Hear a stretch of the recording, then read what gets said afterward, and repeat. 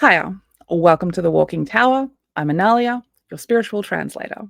I'm an emotional and spiritual health coach, conduit of the divine, and part time witch. I started my journey as a skeptic, and if you give me a few minutes of your time, maybe you can start your journey to being a recovering skeptic too. As part of the show, I'm going to be talking to some interesting men about their own journey, about their experiences, and about their connections to themselves.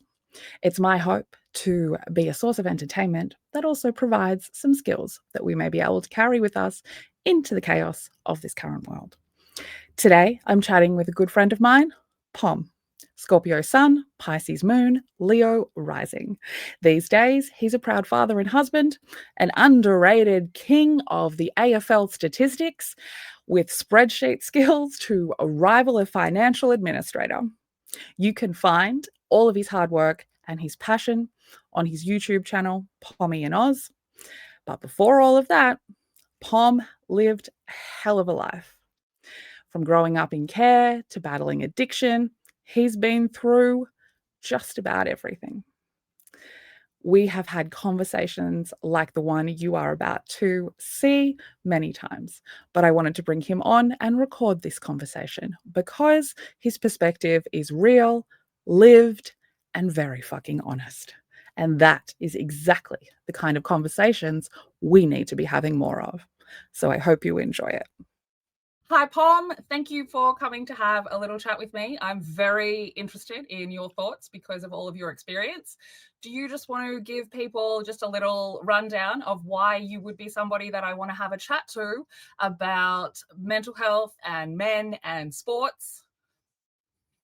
Yeah, well, I mean, I've got a peculiar story, so I think if you can live it, I've probably experienced it. So I was taken into care when I was younger. I was raised by my grandparents, so not my paternal parents. I then became a drug addict. I was addicted to heroin for 3 years.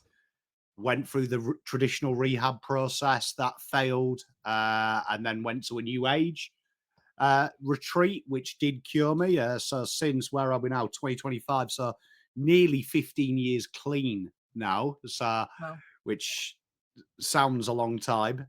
It feels only a short time on the grand scheme of things. And yeah, I've experienced everything there is in them passages, hating myself, loving myself, all the things in between. So I think it's something that as you get older, especially as a male, I think you become more in tune with mental health than you did when I was 18, 17. I didn't really believe in it, which is probably why I went the avenue I did. So yeah, a lot of lived experience, good and bad, which I think is always a good base for learning. absolutely. Absolutely. Do you think you just said that those were things that you didn't really know about when you were younger? Do you think that that's changed at all? Do you think that young men these days are a little bit more aware of it than you were? Sometimes I think having kids myself, I've got a 10-year-old and a 9-year-old. I think they're too aware Hmm. without the tools now. When I was a kid, this was kind of I think I was very fortunate. You were kind of raised as a man to be a father, a husband, Hmm. and a provider. That was kind of the way. And then, particularly in secondary school, I think that's when we had the shift of men Hmm. are human beings with emotions and a flesh. They're not made out of stone. So I think for Yeah. me personally, from my experience, I think that was very confusing for me when I was like 14, 15, 16, suddenly Hmm. being told, okay, I'm this big stout man, nothing can affect me, to then suddenly being told, oh no, no, it's okay. You can feel sad, you can Hmm. feel indifferent, and suddenly all these choices were aware to me. So having a 10-year-old and a 9-year-old now, I see that there is probably too much choices, but I Hmm. still think the core crux of male mental health isn't dealt with in the terms with the education that's probably needed. That's my Hmm. read of it as a parent, particularly when I was a kid. It was kind of like you're not allowed to cry, you're not allowed to be sad, then suddenly you are. Mm. And there was Yes. kind of like no interim for me when I was 14 being told. I remember we had this lady come when I was about 14, And she said that, it's okay to cry. And that was probably the first time I'd ever heard it. I was like, hang about. I've Mhm. been told that I play soccer, I fight my brothers, I get Mhm. on with it. Now you're telling me this. And then suddenly you go out into Mhm. the big bad world, and that world hadn't quite shifted as well. Still kind of the old school mentality. So Mhm. very confusing for me, particularly going through obviously being in an institution when you're young, you get a lot of mental health help for young people. That's what Mhm. happened. That was very confusing for me as well, because my take of mental health is still the same as it was then as it is now. You're kind of taught Mhm. to be the victim, which isn't helpful. And that's why I said at the start of the Mhm. program, going to a new age retreat helped me, because Mhm. I wasn't no longer the victim. I was the Mhm. culprit for all the Yes. things that were happening to me. And that Yes. helped me, which Mhm. ironically, long story short, I think the old method probably helped me. I'm a Mhm. man. It's my responsibility to deal with it. It's not someone else's responsibility to Mhm. fix it. And ironically, that's where we are today. I've lived my Yeah. life probably that old school way.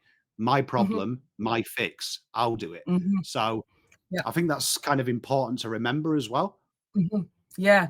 I think it's interesting because I always say when I'm seeing clients, there's for me a specific shift in the ages. And I say anyone who was born about 1990 until 2005. And those people, firstly, they do in their birth charts, they have more connection to their emotional and spiritual side. And the kids, your kids, my kids, they have so many more connections than we did. But that transition age, and because we were, both you and I at the end of that, coming towards 1990, but still not quite there, we were that little bit older when they went into that shift. And that age group of people, I find they're the clients that I get the most. And for men, they are very confused about what they're supposed to do because they're in between those two worlds. And when they were growing up, they sort of, what am I supposed to do with my masculine energy? Because at that age as well, we were screaming toxic masculinity everywhere. And so the men were like, well, my masculine energy is dangerous and I need to be not doing anything with that. But then I can't be feminine because then nobody likes me and everyone thinks I'm weak. And they kind of ended up in this weird nothing of like repressed emotions on all accounts, repressed rage. And a lot of them are so fearful of anger.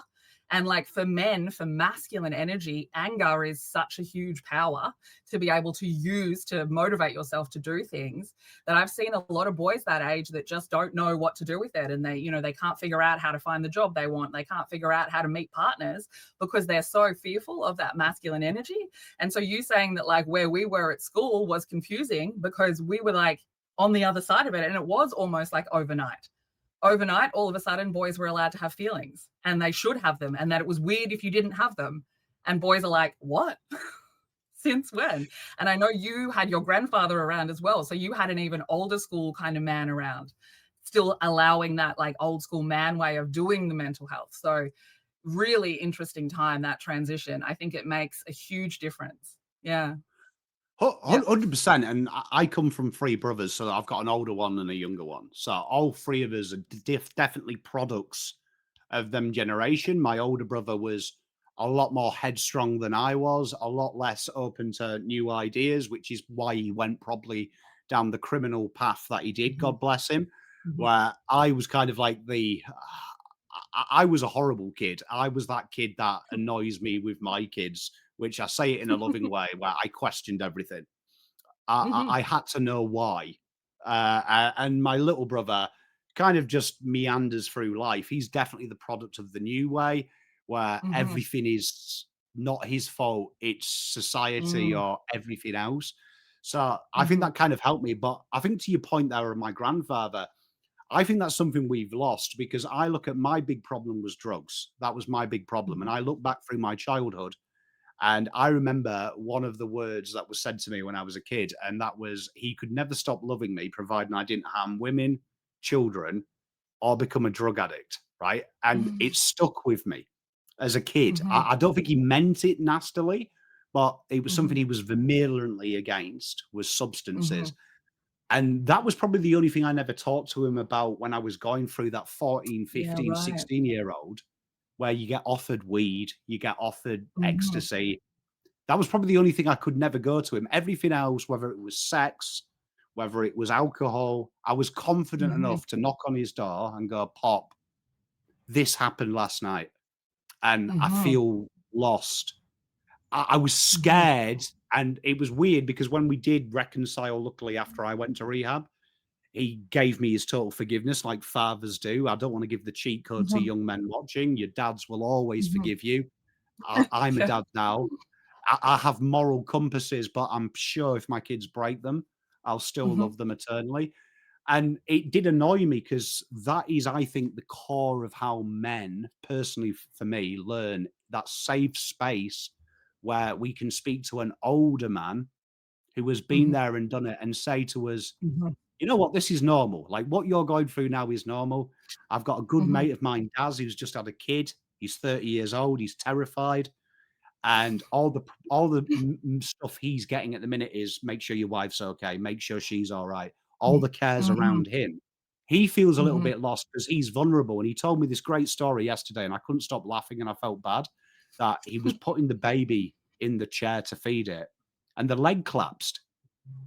And he caught the baby and he was tired. He caught it, he didn't set it right. And he rang me up and he was almost in tears because he was like, "I failed the baby. Like, I'm a useless dad." And I was like, "Mate, look, Oh. this we do this all the time." And I told him a story. I Mhm. remember once texting my mate. I had my eldest on the bed and he fell and I managed to grab him. And like I said to him, it's crazy we make these mistakes, but you now feel like an incompetent father because you've made Mm. one error because you're tired, which you rectified. And Mhm. this is how you should learn. You should ring an older dad. And I laughed and mate went, Yeah. "Mate," yeah, I was like, "Mate, kids are indestructible." Do you know what I mean? My kids Yeah. jump off the first floor of my house Oh, now. Like, yep. it's I got normal. 2 boys. That's a whole mhm. Yeah, yeah, do you know what I mean? Like my Yeah. boys will go from stroking the cat to hitting each other with baseball Yeah. bats, like, they it's Yeah. amazing how indestructible they are, but I don't Yeah. think there is that. I do feel like some way we have lost the masculinity of men Yep. teaching Mhm. men because we're so Mhm. scared that everything's toxic. And speaking to my mate Daz, he instantly felt he'd failed. He was a bad dad. He was a Mhm. bad man.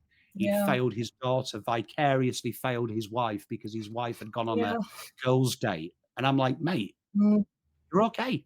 It's normal. Like Mm. we fuck up. It's Mm. beautiful. Fucking up is good. Yeah.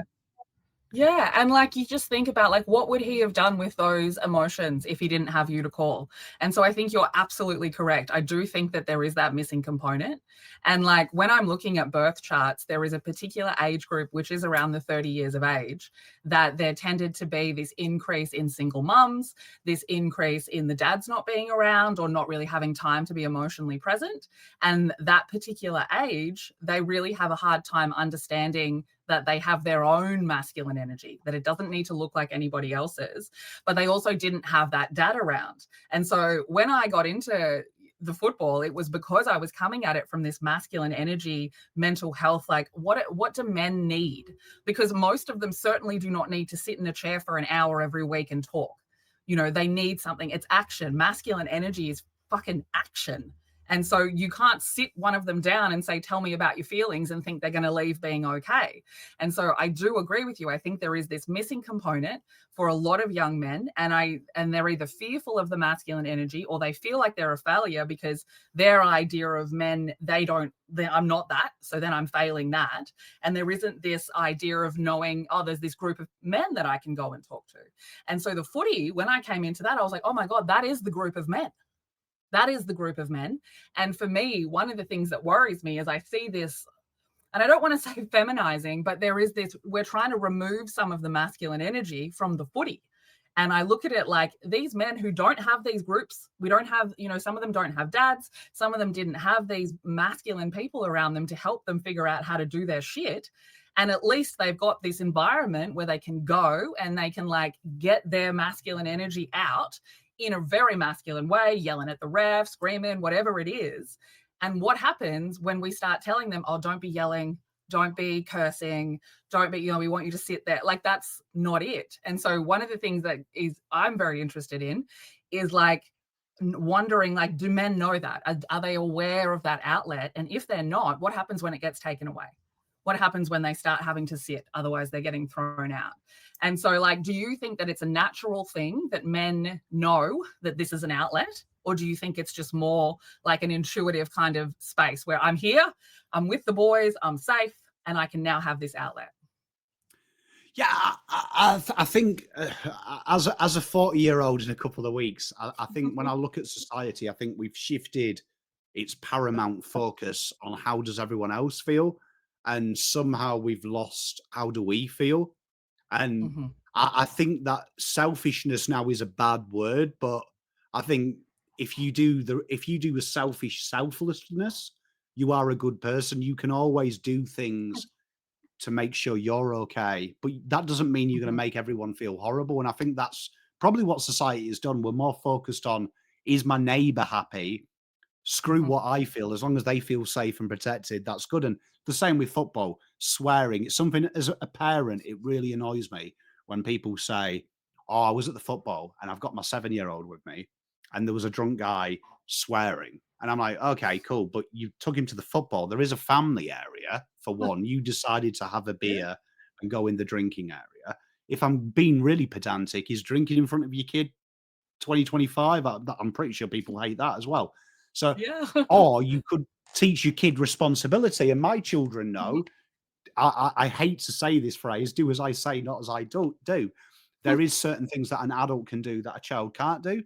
So Mm-hmm. that's where the learning and the trust comes in. But to answer your question, is it intuitive? I don't know. I think when I look back as Mm-hmm. a man, I think the most time that I've been open with my mates is at the bar, 18, 19, and you're having them discussions, you're sharing stories, which then I think if I go back to the Vikings, the Saxons, the Celts, I'm pretty sure that's what they did. I'm pretty sure Mm-hmm. Neanderthal men were around the campfire sharing Yeah. stories of going, why are you eating an ox? You should eat this animal. It tastes nicer.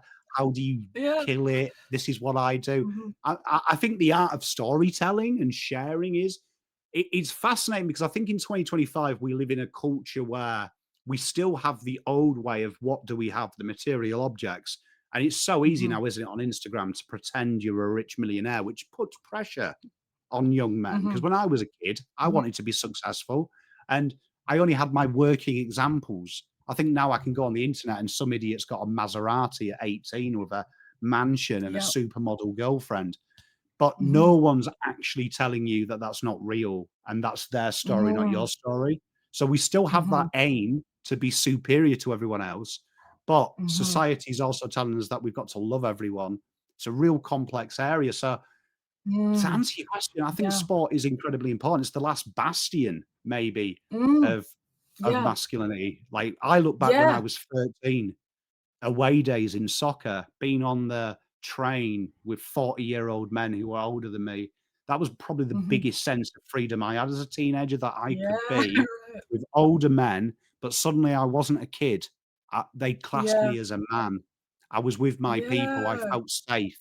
And I think we've kind of lost that along See, the way, that we try and absolutely. make everyone feel equal and included, but it's healthy that we have our own little things as well, because that's part of the Yeah. civilization. Yeah. Yeah. Yeah, that's interesting because a lot of the young men that I talk to will have a version of a story where they feel like they haven't had that moment that you're describing of like being with my people, like being younger, but like being around men. And the closest that a lot of them will say is that at the footy, I went to the footy with my dad or my uncle, and like I was around the men. It's always a sport related thing where that's where men kind of get together and be men. And I've never understood wanting to take out that part of sport, because for me, that's also what I enjoy about it. I enjoy knowing that I can go and be a part of that. And I have masculine energy and I have anger that needs to come out through masculine energy. And that's where I like feel safe that I can use it as well, because that's what we do there. That's what it's for. And I think a lot of people do that, whether it's intuitive or not, and they are unaware that that's part of it. And, one of the reasons that you and I got in contact was because of Blue Abroad. And I think that the fan cams on Blue Abroad are a perfect example of people somewhat unaware that they use their sport, their team, the journey of their team to go on their own emotional journey and to sort of work out how to communicate their emotions by not actually having to make it about their emotions. And I think that that really speaks to the difference between men and women when we're dealing with these mental and emotional health, is because women are much more comfortable sitting down with a group of women and talking about all of their feelings, and everyone can come to a solution and we're all still sitting and whatever. But then men, that's not how you do things, you know? I know that there's like an interesting saying about women sit across from each other and men sit next to each other. And that, like, that's the footy, right? We sit next to each other, we're still talking, or we're at the bar, we're next to each other, but you don't see, like, men often don't have that. We're not going to brunch talking about our feelings, you know, like we're in, being in men's spaces tends to make them feel a lot more comfortable with talking about feelings because we're distracted, we're not focused on it, and like there's an action that comes, there's action with that sort of a thing. And I've seen just so many men talking about going to a therapist is unhelpful. Well, of course it is, because men are problem solvers. Masculine energy is a problem solving energy. Where's talking get you most of the time? Back around at the start. And so when I look at, like, especially the players as well this year, we've had a lot of mental health showing up in the players. And, you know, the idea of whether it's intuitive or not, I think that comes across to the players and this age difference within them as well. And like, are we needing to teach them how to use that as an outlet? Are we repressing them from being able to use it as an outlet by expecting them to show up as these model citizens? And, you know, you work with a lot of sports people. Is that becoming an issue, do you think, that this idea of like social media exists, everyone's looking at you, so you can't then use the sport as an emotional outlet? Yeah, 100%. I think social media is fascinating. I always go back to my pop. My pop used to say, when you try and teach someone something, imagine explaining it to an alien. And Mhm. what he meant by that is, and it's always fascinating because if you imagine an alien came down, knew nothing about humanity, and he's chosen you to explain his questions, and imagine him saying, "Okay, so the internet makes people connected," and you're like, "Yeah, so literally 7 billion people on the planet we can communicate with at our fingertips on our devices everywhere, 24/7. We always have connection." And then he said, Mhm. "Well, why is suicide rising? Why is hate at an all-time high? Why is there more disenchantment?" Could you imagine explaining to him, "I have no idea how we've used the internet and people are more unhappy when we're Yeah. told connection is what makes humans Mm. happy?" And Mhm. it's a fascinating conundrum because I don't know how I could look at an alien, because I'm sure an alien would be like, "Well, you guys are stupid. Like, Yeah. you've got this, and you're telling me it's being used for hate, not love." And Mhm. you couldn't explain it to him. I couldn't look at an alien and explain it to him. I'd be like, "I have no idea. Humans are stupid." But it definitely creates a pressure, doesn't it? Because it's Mm. fascinating when you do YouTube, when you do anything in life. I think humans are deeply flawed. That no matter how strong you are, you seek validation. And it's Mm. amazing when I work with younger YouTubers in the AFL space, particularly, they will text me. Their first text when they release a video isn't the 50 good comments, "Great video, can't wait for the next one." It's the one that says, "Oh, what do you know about football? Oh, piss off, you're an idiot." Mm. And I'm like, I read the text and I'm like, "But you've got 49 positive comments. Yeah. You focused on the one, but the Mm. ratio is pretty good, 50-1. That you'd take that ratio. 50 people Mm. love you, one person hates you. I would bite your hand off for that ratio in life."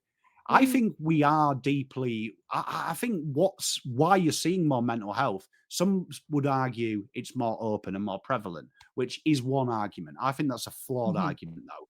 I think the Mm. real truth is we are not being equipped with the tools to deal with it. I think it is very Mhm. healthy to tell a kid, "Sticks and stones may break my bones, words will never hurt me." People will say now, "Oh, you can't say that though, 'cause it's dismissive." No, resilience Mm. is a key part of life, Mhm. whether you're a male or you're a female. I always say to Mhm. my kids, do not take negativity off people you wouldn't ask for advice. And what I mean by Mhm. that is, if someone's poo-pooing who you are, you're not going to ask them for advice to get better. So why would you take their opinion if they're trying to bring you down? Mhm. And that same Mhm. with when we talk about males' mental health. I think that's so important that you find that person. It can be your dad, could be your uncle, Jesus, it could be a friend. We all have Mhm, that person though that we secretly look up to and mhm, go, his head switched on. We've all got that mate. Nathan's my mate, the guy that was 10 years ahead of us all, who got married, had kids, was a role model. mhm, And I'll never mhm, tell him to his face. I probably haven't said it enough to him, but he was really, I hate to say it, probably an idol of mine when I was younger because he mhm, had everything I wanted. And he mhm, was the guy I'd go to. Like, if I had girl mhm, problems, this is happening.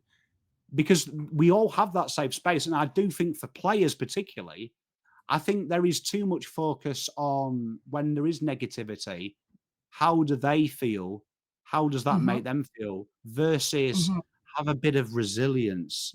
You've mhm, got your people, you've got 44 players, 50 staff members, you've got mhm, your place, and our home is our sanctuary. So same with my kids. If they get bullied, that door closes, this is their sanctuary. And in mhm, that sanctuary is where I equip them to go back out there and deal with them bullies.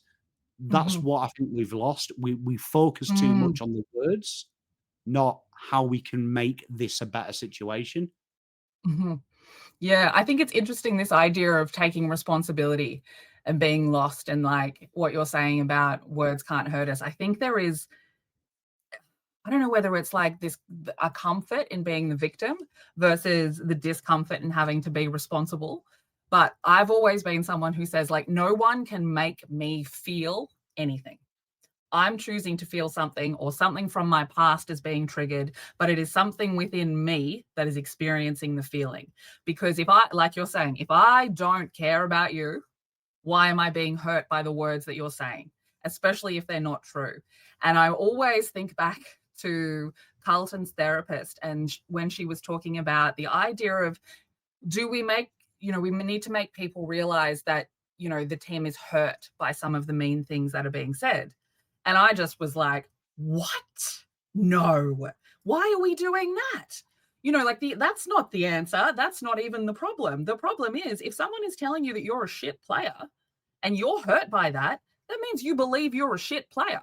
So either you need to work on something to make yourself feel more confident, or you just need to realize that that's absolutely not true because you're good. We need to be teaching people confidence in who they are.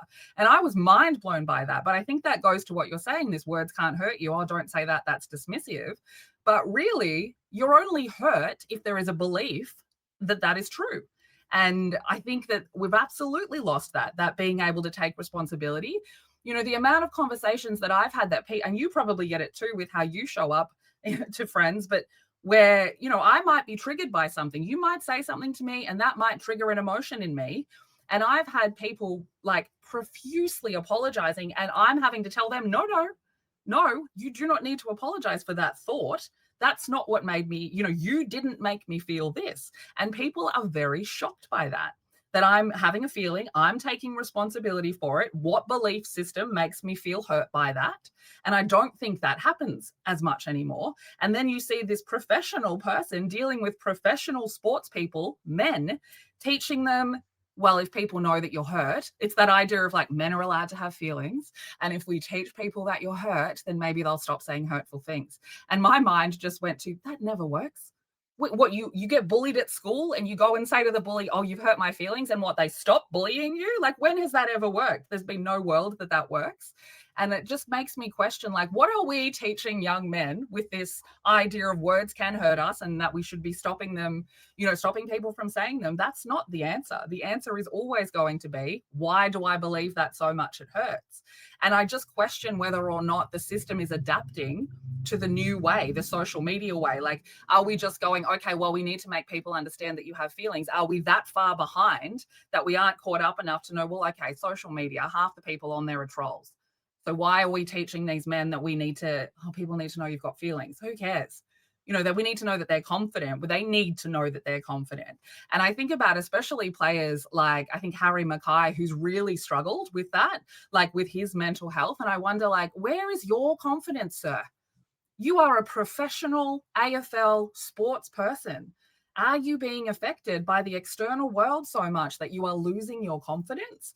And I wonder, like, do we need to start teaching that to people again? Have we been without it for so long? From what you're seeing, do you think that that's something we need to remind people of again? I think whether you work in sport, human beings are the same thing. I always think Mhm, that what affects the most people, and I talk from personal experience as well, when you get lost from your path, it's because you haven't got a goal, you haven't got a purpose, mhm, you haven't got an aim. And I do think in society, if life is a 110 hurdle race in the Olympics, I think our society is about focusing about removing the hurdles, not about trying to get to the mm, finish line. And we get mhm, distracted by the little incidental obstacles. You know, the mean person, Harry Mackay can't kick straight. Harry mhm, Mackay's useless. Trade him. mhm, And I do think sometimes as a society, we get more focused on that little idiot saying that to Harry, as opposed mhm, to focusing more on Harry's end goal. That's to win a flag. mhm, That's to finish as one of the best mhm, key forwards ever for Carlton Football Club. That's been the poster boy of Carlton Football Club. And I think when you start doing that with human beings, you start getting distracted, whether it's your kid. Oh my God, my kid's mhm, going to go to school tomorrow and little Tommy's going to bully him, and you're focusing too much on how he's feeling as opposed to going, right, okay, this is the obstacle, but we've got to mhm, swerve the obstacle, smash past it, and get to the finish line. That's when you've got mm, purpose and you've got drive. Suddenly, them mhm, hurdles are merely things you've got to climb over to get to the mhm, finishing line. When we focus on the hurdle, you're going to hit that hurdle. And mm. when you hit that hurdle, you're going to fall and you're not going to finish.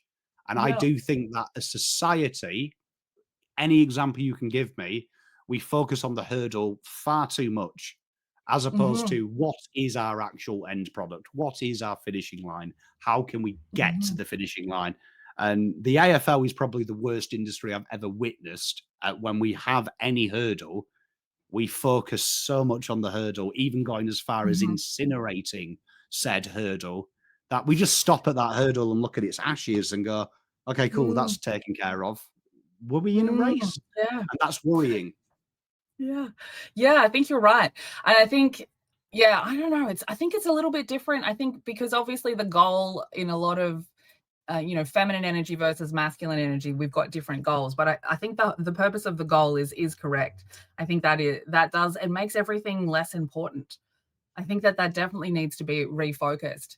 And again, I think back to some of the young men and even young women of that age group, 1990 to 2005, who all feel in some way like they don't have a purpose. And when you look at that age group, some of the things that they've had issues with, you're absolutely right. They are the hurdles. I think of when the labels got so big. We're labeling our gender identity, we're labeling our sexual identity. And I've always I love labels for the purpose that I think they are for, which labels are for me to understand me. That's it. I don't need somebody else to understand those words. They're meaningless to you. But for me, they help me understand myself. And I think that was that generation where we needed the right labels. We needed like all of these, that'll get me past that's this hurdle. The hurdle is who am I? Well, I need some labels. And I think you're right, not focusing on because how does that matter in the end goal? It doesn't. If you've got the end goal, then who doesn't matter if I'm identifying as a tree or a man or a woman? It doesn't matter. That problem becomes much smaller. I think you're absolutely correct.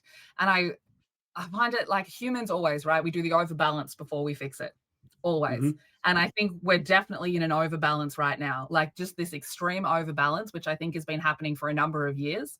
And I think, we're coming into this space, and I have had some very heated conversations with feminists and also with young men in relation to this, where there's this blame situation where we are focused on the hurdle.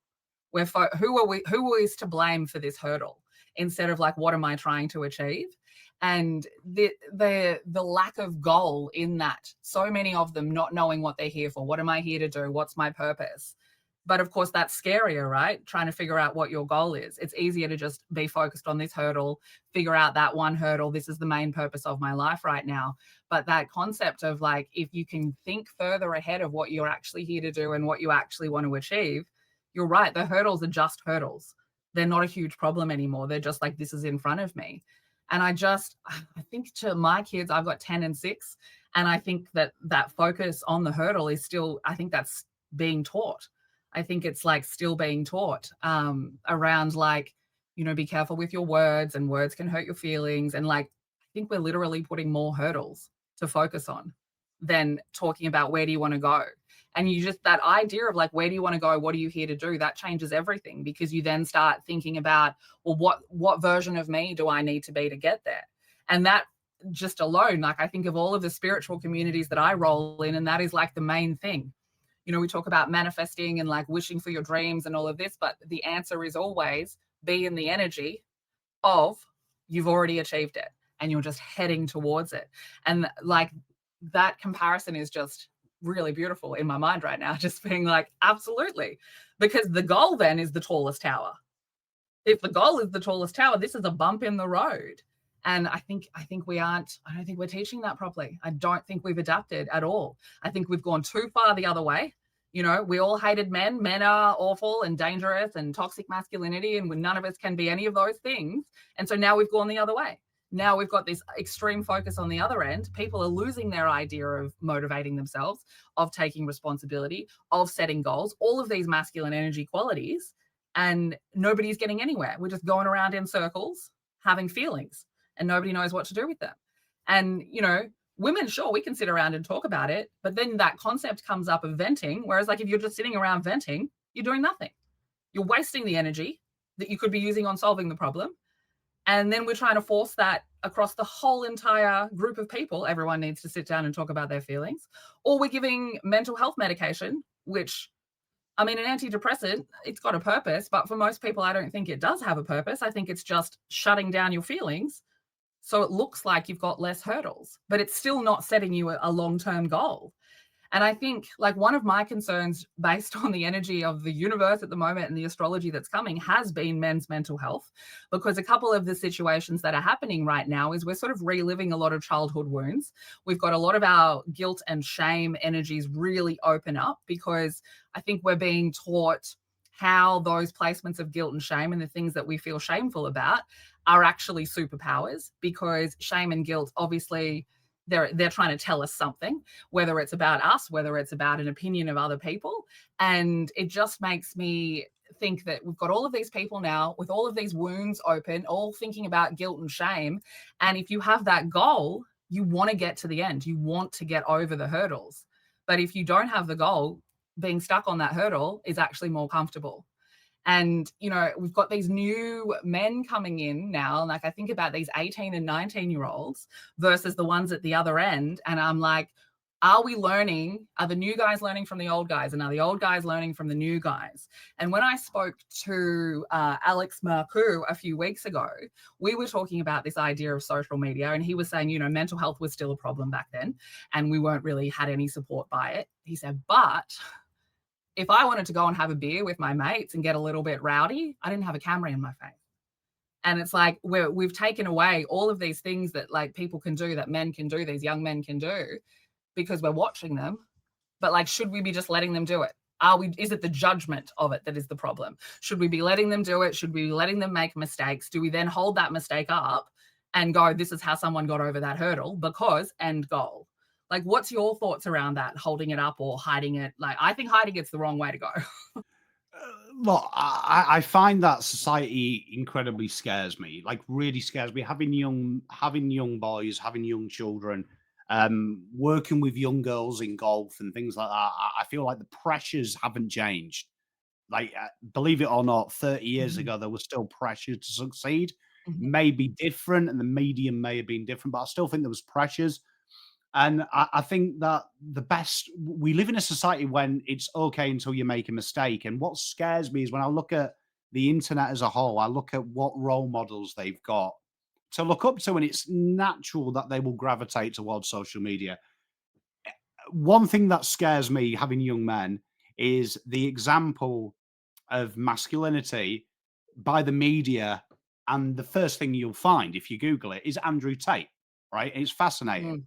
because Andrew Tate, for me, reminds me of if I was 12 and I had to draw what I think an alpha male is, I wouldn't be far Mhm. off Andrew Tate. He looks Mhm. the part. Fast cars, fast Mhm. women, cool sunglasses, talks the talk.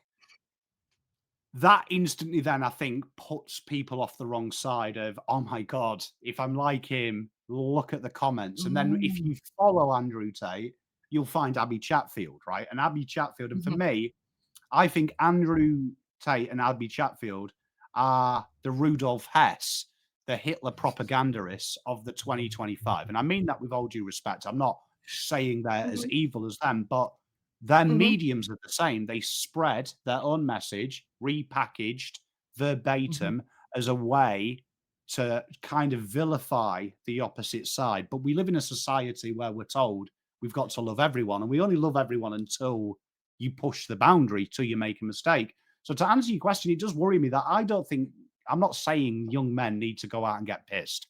I did, right? A few of my mhm, mates did. In fact, all my mates did.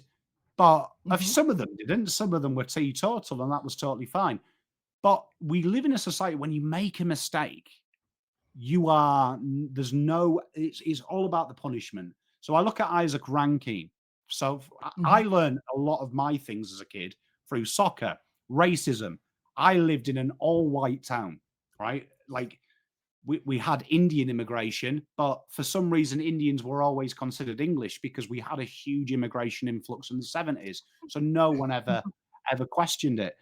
When we saw players like Michael Thomas talk about racism, when we heard players like Ian Wright talk about his car being graffitied, that was mhm, our first confrontation of racism.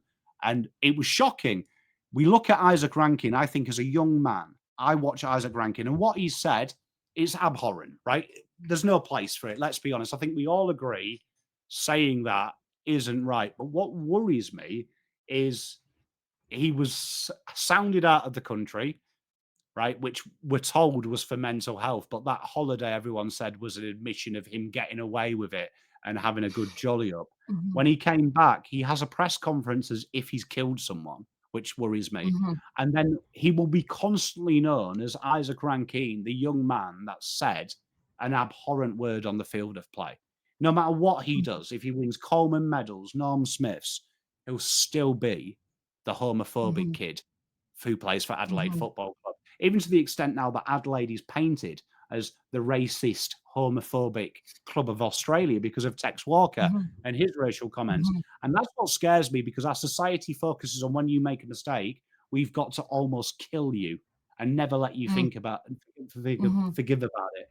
You've got to apologize for your entire existence for the mhm, rest of eternity. And that's where I think is the most toxic thing in the world.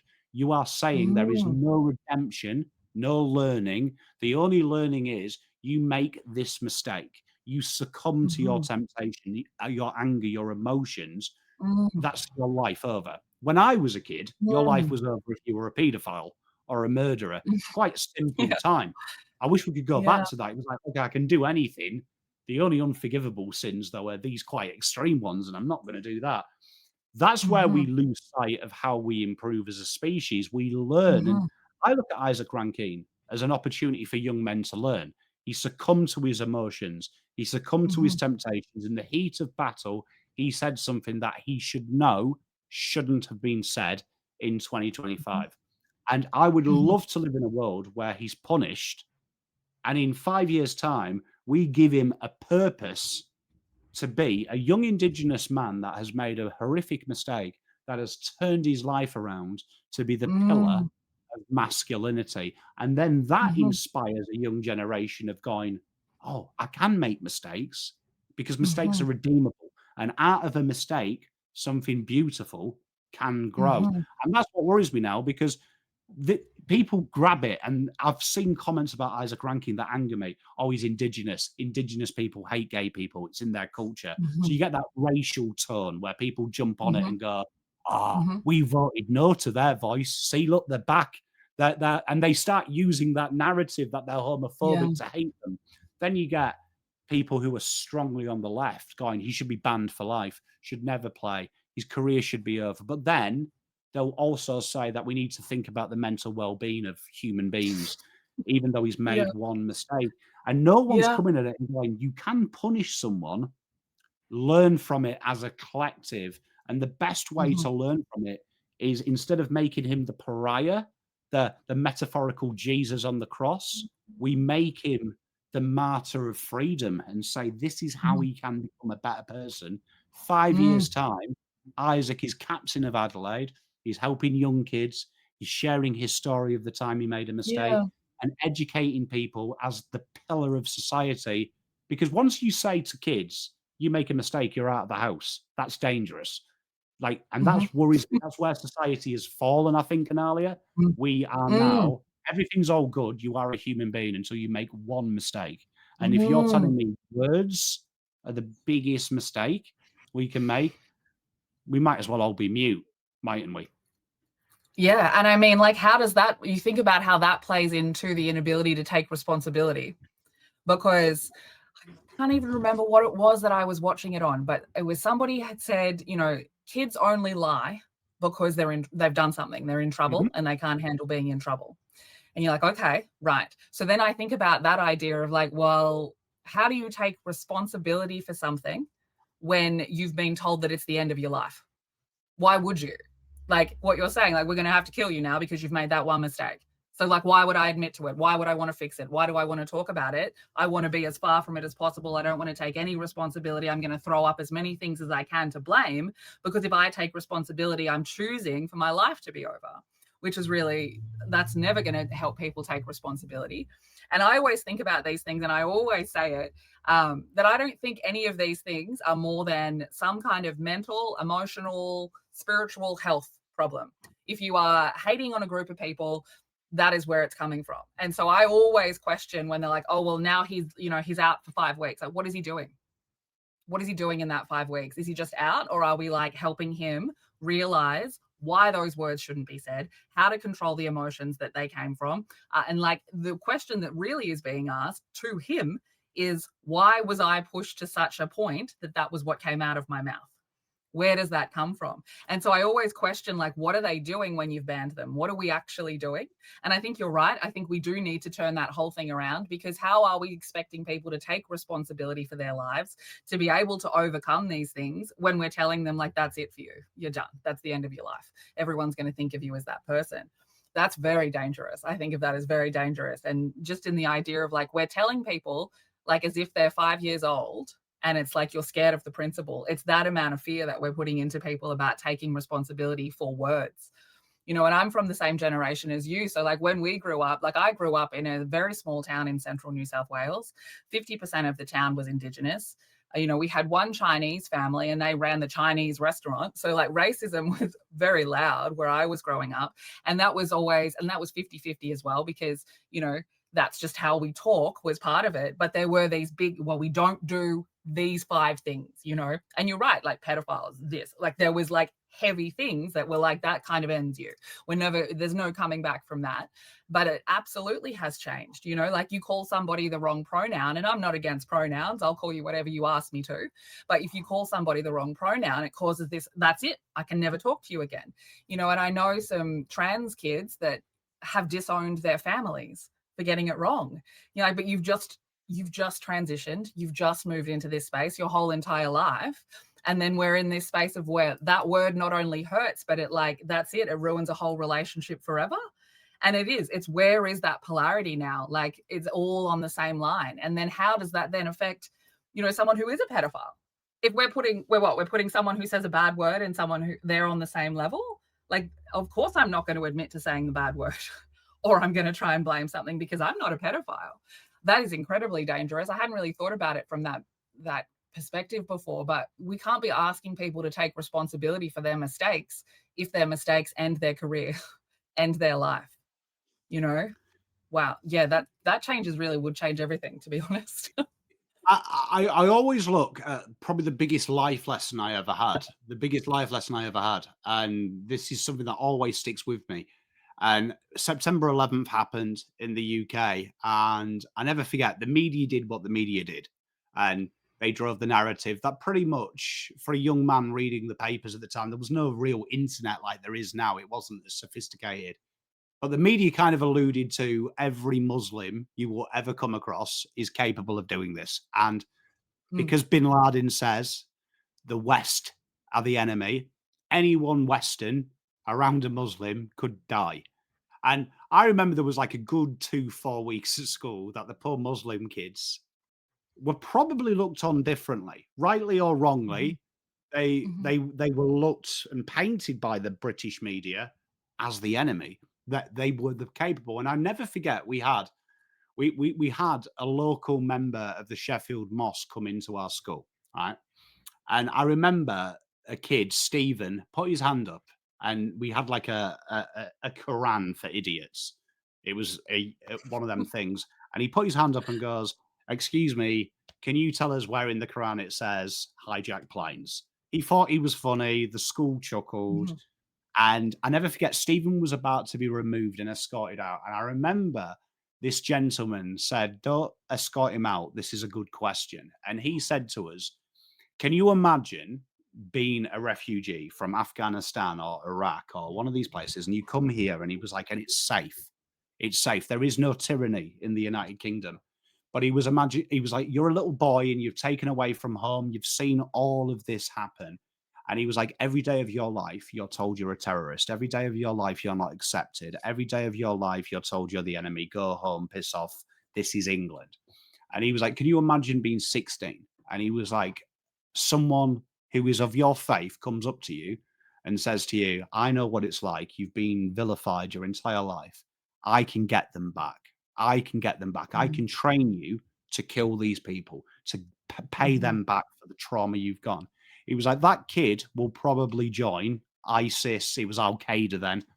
He was like, so you've got a responsibility. He was like, of even though you asked that question, to ask your questions, but understand how you treat people leads them to the extremes. So he was like, Mhm. I condemn all Muslim militants.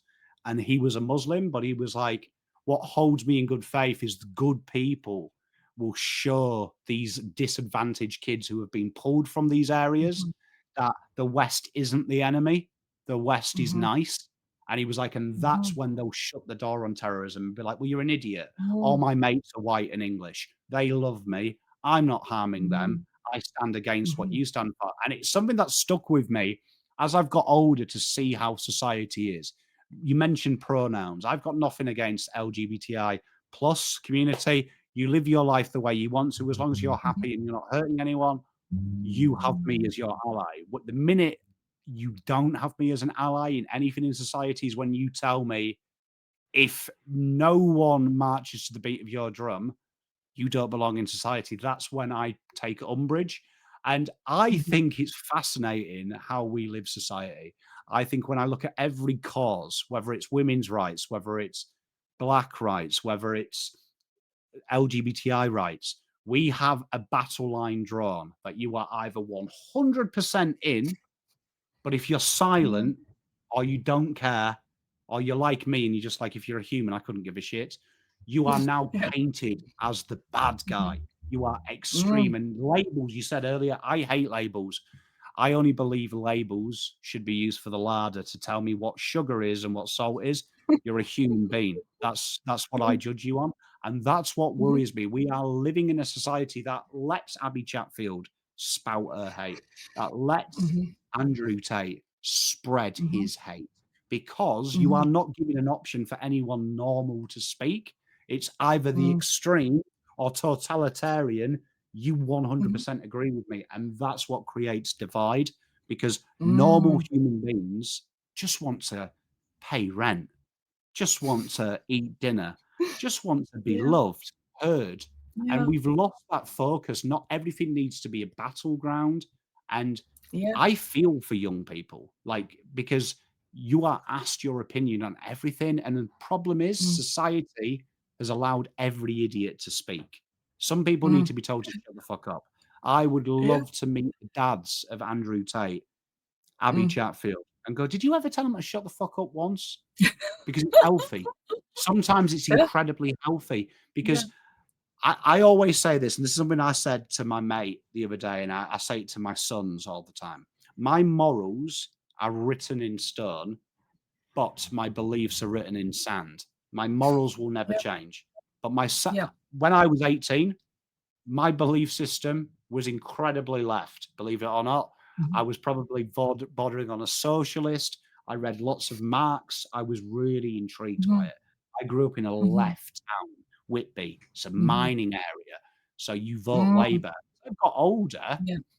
I've changed because I've Mhm. seen life, I've understood life. So I feel like we live in a world now where you're telling me your opinions have to be in stone, and if they're Mm. not, Mhm. you're not part of Yeah. society. And Yeah. we've lost the art to communicate, Analia. It's sad. It Yes. really is sad. Like, look at the ranking Mhm. one.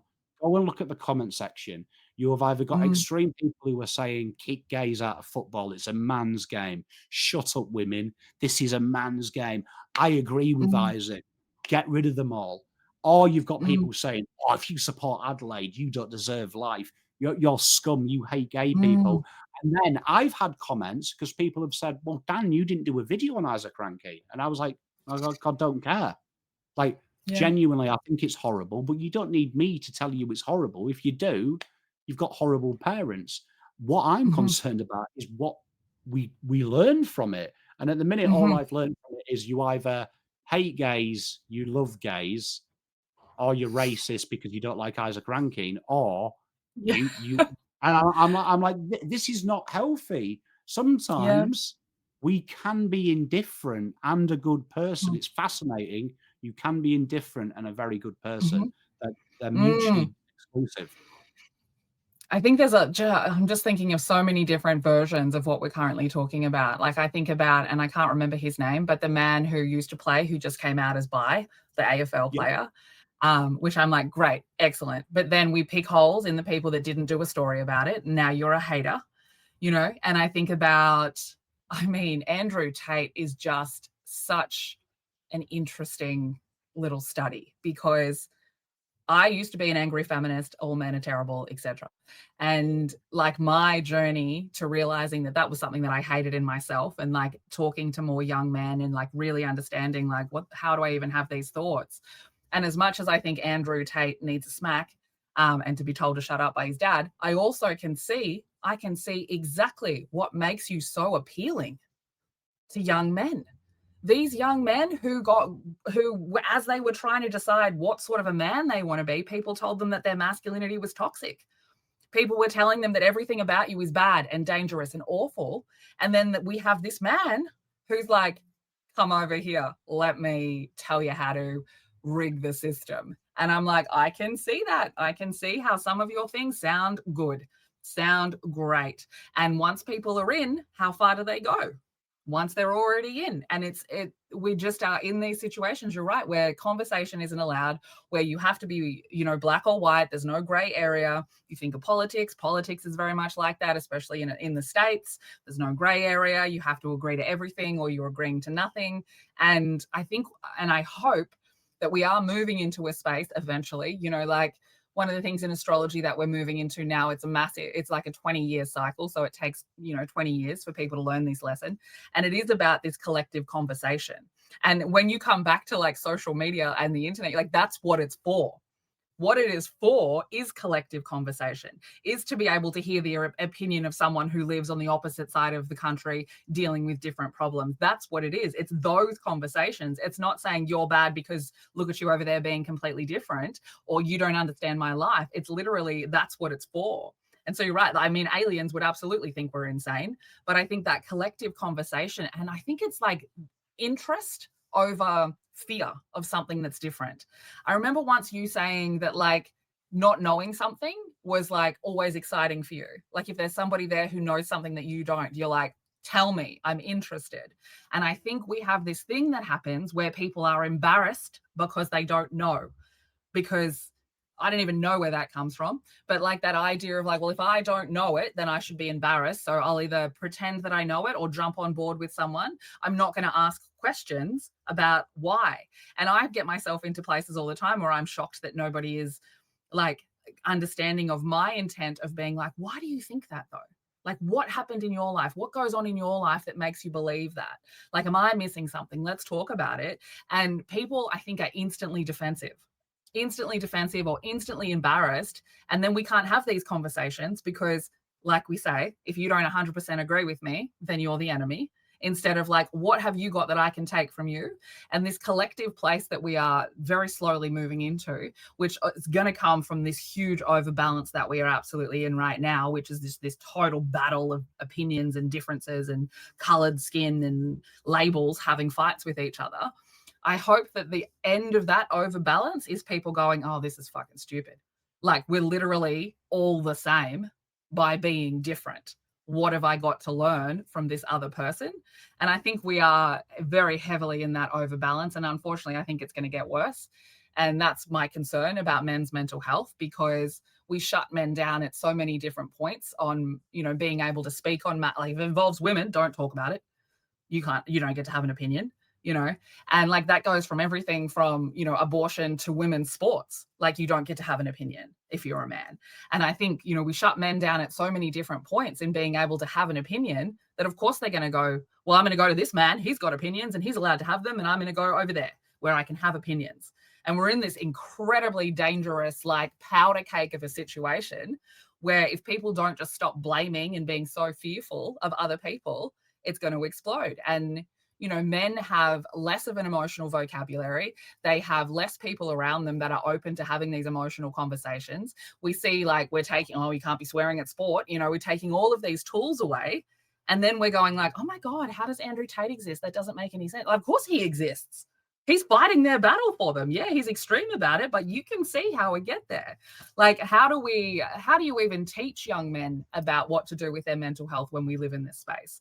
What's your kind of go-to? You'd be dealing with a lot of helping out on the young men. Yeah, I volunteer for my mate's company in the UK that puts older men with single parent kids. So they've got like an older Mm, guy, because single mums do a tough job. It's hard playing both roles. yeah, I was that's well, great. I was fortunate and also unlucky that for the first year of my youngest, my wife was heavily incapacitated with her health. So I had to kind of be the mum overnight.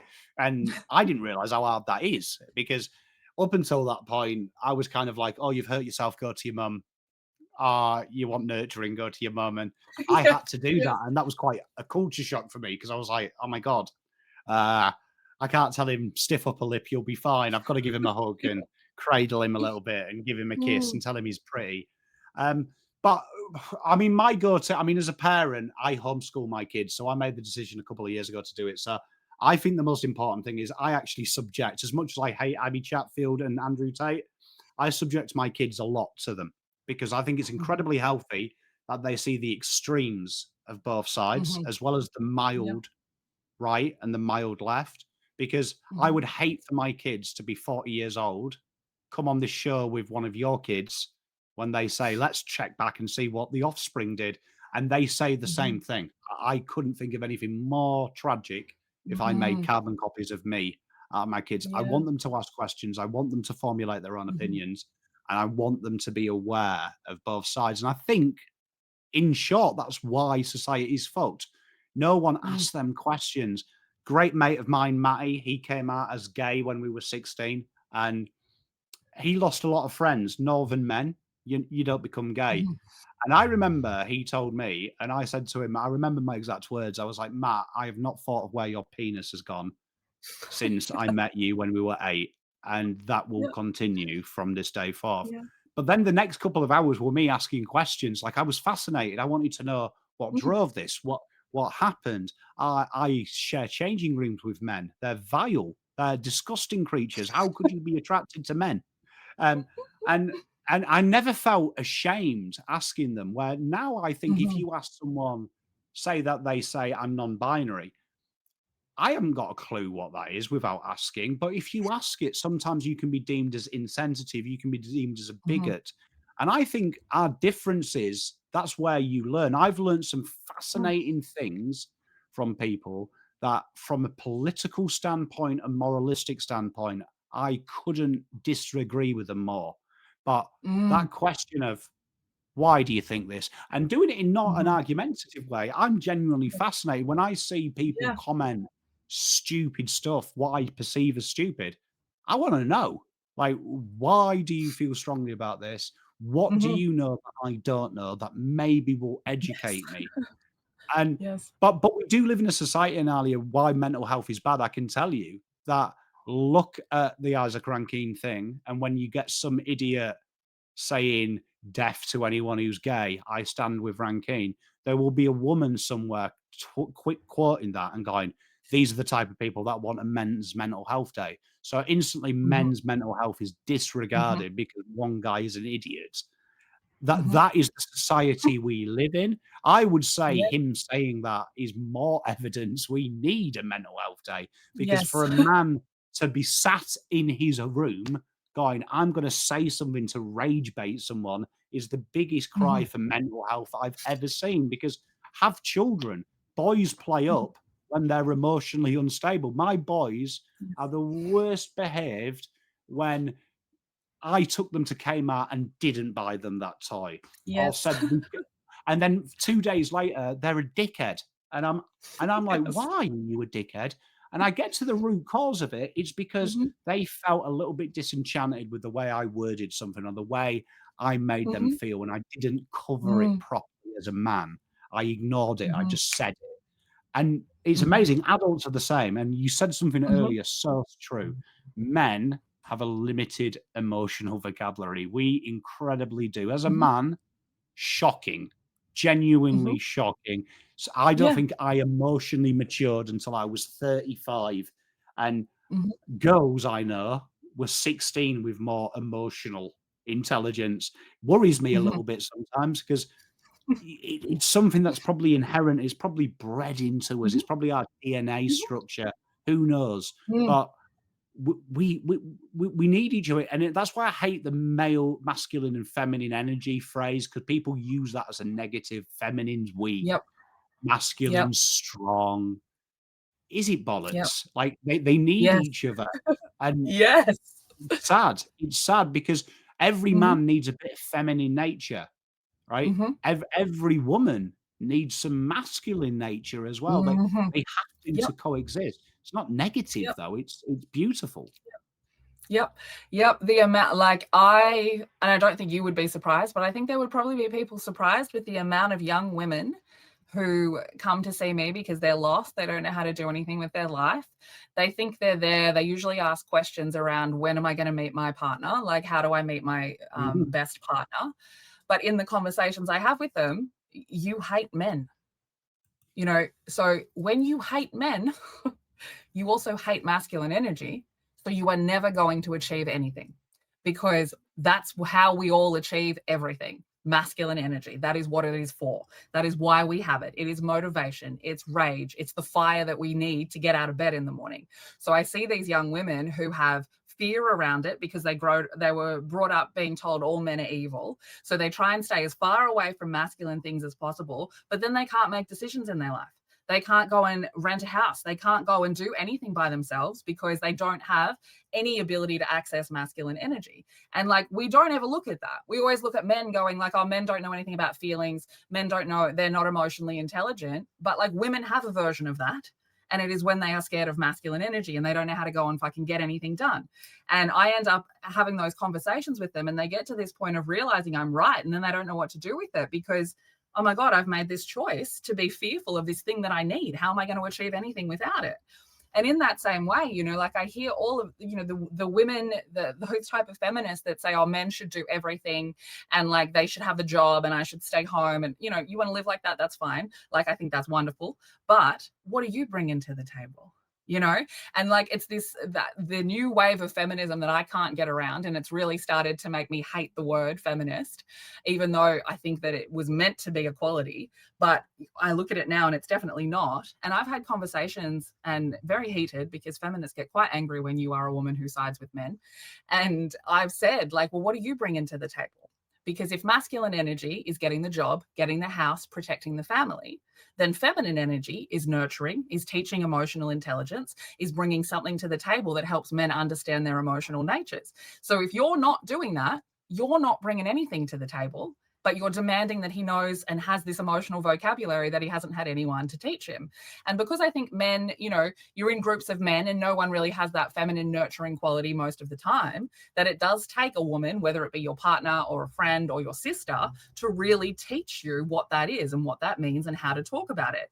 And men, because we've also for the last at least 10 years been like, well, we don't want any of those feminine type of men. We still want them to be men. Well, how are they going to learn to talk about feelings? How are they going to learn to be emotionally intelligent? Like, we have to help them do that. And I actually think, and this is where the feminists get really mad at me, that I think it's women's job to teach that. Just like I think it is the man's job to be the example and to teach how to be self-responsible, how to motivate yourself, how to take responsibility for where you are and then motivate yourself. And we have this whole generation of people, which seems to be growing, in my opinion, who are fearful of either side, men fearful of the feminine energy because they don't want to be seen as weak. And, we have these women fearful of the masculine energy because they think it's evil and bad. And everyone's going around in circles, blame, but you're absolutely right. We are both of those things. We can't be scared of either of those things because we need both of them to be whole people. And I think we are losing that with this blame situation going on. And I think that, and I've said it, women cannot be out here demanding that men work on emotional intelligence while at the same time telling them that it looks weak, telling them that they're doing it wrong. I think it takes both sides of us to come together and help. But, men, in my experience, are much better at taking responsibility for themselves than women. Women tend to blame first. They eventually can come around to it, but they do tend to blame first. And men are just more like, well, if I'm going to fix the problem, I have to fucking admit that there's a problem. And women sort of take it internally and we overthink it and we go talk to our friend and she validates that it's something else to blame. And we go around in circles because we need masculine energy to be able to be more direct. And I think we are missing that component right now. I think we are just missing it. And I think we just need to accept it is what it is. And that women, a lot of them have a huge problem with accessing their masculine energy. So they can't take responsibility. They can't do anything for themselves. And that men have a problem with accessing their feminine energy. And we could blame everybody forever, or we can just go, it is how it is. And we need each other. And you're right. Like, I use masculine and feminine energy as terms because I know it pisses people off because they don't think I'm using it correctly. And I'm like, I am using it correctly. This is the correct way to use it. And like, we don't want all of the men to be in feminine energy. What does that look like? A whole world of people that doesn't ever get anything done, that just sits around talking about feelings? Nobody wants that. We don't want it one way or the other. We need it down the middle. And I think we're in this overbalance now because of the toxic masculinity situation. And I think we've probably been in this many times in the past in the other direction where women were in charge. I think I had a really interesting conversation when I was in Italy because like the women in Italy are still very powerful. Like the women run the households. The women run the households. They make most of the rules. And you just like, there's power in feminine energy. And I don't think that there are a lot of cultures that still recognize that there is power in feminine energy, especially Western cultures. And I think we need to stop going, feminine energy is weak and masculine energy is strong. And like, because that fucked me up as a kid. My dad taught me that. I was so scared of feelings and feminine energy as a woman. I had no idea what to do with it. I was always more comfortable with the boys. I've always been someone who has gone and done everything for myself. Hyper independent, stopped me from getting into good relationships, stopped me from having all of these friends because I was so fearful of feminine energy. And like being fearful of one of them, or both of them, that's what I'm looking at when I'm dealing with young people these days. Fearful of both of them or fearful of one of them. And it makes us incapable of living whole lives. And like, I don't know how to fix that apart from let it fucking overbalance. And then people like you and I and the other people that can see it are just like, yeah, we told you this years ago. Like, we told you. It's fascinating. I mean, I think it comes back down to purpose. Like, I was genuinely lucky with my upbringing. I wouldn't change it. Having granddad and grandma was the matriarch of the household. I remember the firm rules of the household. You weren't allowed to argue with Nan. You weren't allowed to raise your voice. You weren't allowed to speak ill of her. She was, even though granddad was the one you were scared of, Nan was the boss. Like, we knew our place with her. Our job was to accompany her, help her. She was the provider. Without Nan, we didn't Mhm. get fed. Without Nan, we didn't get nurtured. Without Grandad, he went out and worked. He was the guy who was the disciplinarian, but like we were told to respect that she is the Mhm. giver of life. And Grandad used to Mhm. say, I'm just the idiot that gives the paycheck. She does the hard stuff. I go out to Mhm. work. And it's something that I've carried with me my entire life. I probably strayed from it when I was younger because people told me, oh, women are equal. And I took that as, okay, that means I've got to like, I took it literally. I'm a literal motherfucker. So I took it like, okay, I can't force myself to pay for this meal for this girl because Mhm. that will be me telling her she's insignificant. Mhm. I earn more money than you. So I had this like kind of complexity in my 20s of, oh, if I hold a door open for a girl, am I saying that's because they're incapable? Like, Mhm. I wanna do it because that's my nature and that's how I've been raised. And and Mhm. it's fascinating, my wife's a stay-at-home mum, and the biggest hate she gets is from other women, and Oh, yeah. the amount of times I've heard, "Oh, but is it your husband who forces you to stay at home?" And I'm like, I couldn't give less of a shit. I'll be honest, she can go to work, she can do what she wants. She's my wife, Mhm. but she's a human being. But it's Mhm. fascinating how it instantly becomes a toxic Dan has chosen this woman, Mhm. stays at home, and she's a little housewife, and bring She's me there, my she's gonna lunch. cook and clean for him. Yeah. Yeah. And I'm like, it's entirely the opposite because I was raised that it was a partnership. It I have Mhm. to do just as much as my wife does. We are an equal, and together Mhm. we're great. Individually, we're massively flawed. Mhm. So I think it comes down to purpose. Honestly, I think there was Mhm. something, and I might get cancelled for this, but I don't really care because I think you can only counsel someone who cares, and I don't. But I do think Mhm. there is something very beautiful about teaching a young man your job in society is to protect and to honor. Mhm. They are your Mhm. two core fundamentals. And to say to little girls that you are a nurturer and you Mhm. are a lover. That is what Mhm. you are. You love, you bring joy and happiness, Mhm. but you also make sure that people are okay. And together, that works beautifully. The guy is going to Mhm. fight away the invaders.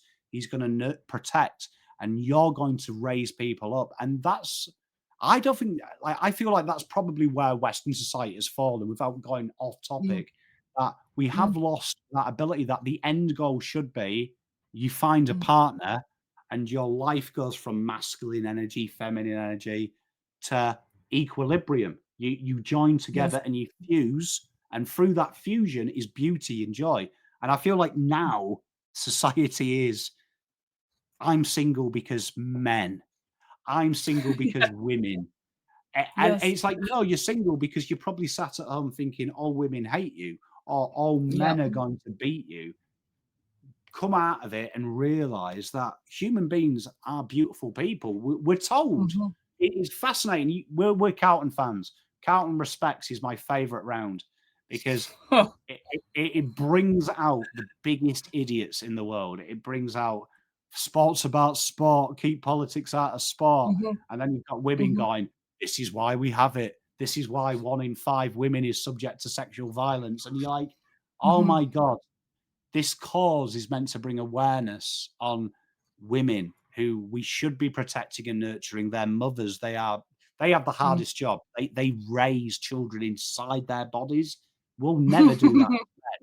So they should instantly get respect from every man. But what a stupid round because that is where we are in society. It's easier to say something than it is to do Mhm. something. Action speaks Mhm. louder than words. And Mhm. that's Yep. Analia, that's society. Look, we've got people who would Yeah. rather post about Yeah. Palestine and tell us about how horrible that is, but they'll walk past the homeless guy who is Mhm. Australian, who is part of our community and not give him a Yep. second thought, but they'll be more worried about a conflict 20,000 miles away. That is where Yeah. society is flawed. We would rather Yeah. focus and say we're good people as opposed to doing something about it. So it's Yes. that's probably where this generation of lost boys exists. We're like Peter Pan, Yeah. but we've no Peter Pan. Yeah, I think that's true. I think that's true, and especially men need a goal much more like a physical goal much more than women, because I think feminine energy is the nurturer. It is, it can be involved around something like that, something more creative, something more intuitive, something more emotionally fulfilling. Whereas men, external energy, physical energy, they need to have, a designated goal to get to. So I think you're absolutely right with the goal. And it just seems like so weird to be like, that's the problem. Fix it. Give people goals. Like that will fix so many things. But like you said, I don't want to have my own goal. I'd rather deal with something on the other side of the world, because then I can't actually do anything about it. I can't actually do anything about it. And I mean, your comment about hearing it from women, your wife getting it from women, that's absolutely correct. Women are the most judgmental out of anyone. And they can all come for me if they want, but I've been a teenage girl. And I'm a single mother and I run my own business. Like, I've heard it. Like, what choices are you making with your kids? You're making the wrong choice. And you make the wrong choice regardless. You stay at home mom, you've made the wrong choice. You're a slave for a man. You go out and work, you've made the wrong choice. You're a terrible mother. And that comes from women. That comes predominantly from women, because the men who love those women don't care. They want them to be happy. They want them to be happy. There's a couple that I really enjoy watching. I can't remember. I think they're called To Be Better is their podcast. But they, she was an angry feminist. All men are terrible. And he really had no nice things to say about women. And they now live in a traditional marriage where she stays home, she does her little creative projects, and he handles all of the work and all of the finances.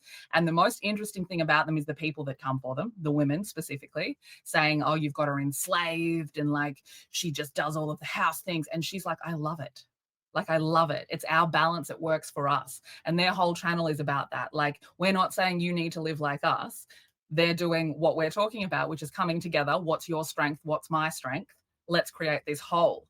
But it is women who judge that either way, because I think it's got to do with, it's the whole thing with mental health, that women can sit around and talk about it and men need action, is that women are very internal energy wise. So, and you can see it in school. In school, boys don't like each other. They just fight.